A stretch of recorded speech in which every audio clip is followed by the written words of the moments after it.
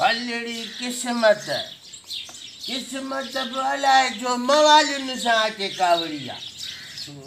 ॾिसी तो सबको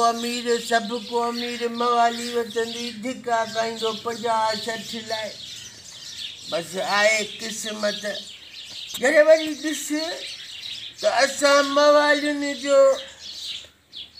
वज़ीर आला थी वियो साईं बादशाह साईं थी वियो साईं जे पेरनि जी खाक बाबा ख़ुशि थी वियासीं नारा लॻी विया बाबा बादशाह असांजे बंग बचारीअ जो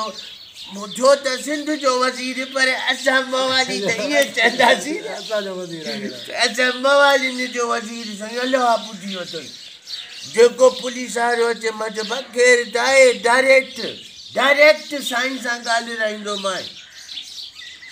अरे बाला अथई मवालियुनि जी इज़त कई पर यार हिकिड़ी मूंखे साईंअ खां शिकायत अथई जॾहिं ॻाल्हि ॿुध त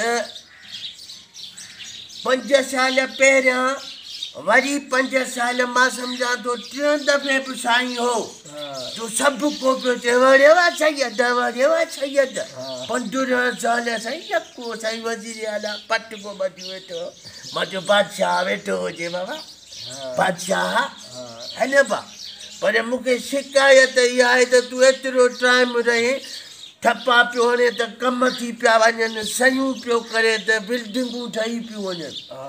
त हिकिड़ो अहिड़ो साईं खां ॾुखु मूंखे रहिजी वियो साईं दिलि में बि न कजांइ मथां साईं भितियुनि खे बि कन हूंदा आहिनि मंचार त हिकिड़ी शिकायत इहा आहे त भंग बचारीअ खे आज़ादु त कराए हा न उहा असांजी उहा क़ैद लॻी पई आहे पथा नारायण लिकी किथे आहे बाबा आज़ादु कराई आहे त हिन महिल असां बि मंठार आज़ादु हुजूं हा न ॾिसी तो त हाणे वठूं था पंहिंजे पाछे खां बि डिॼंदा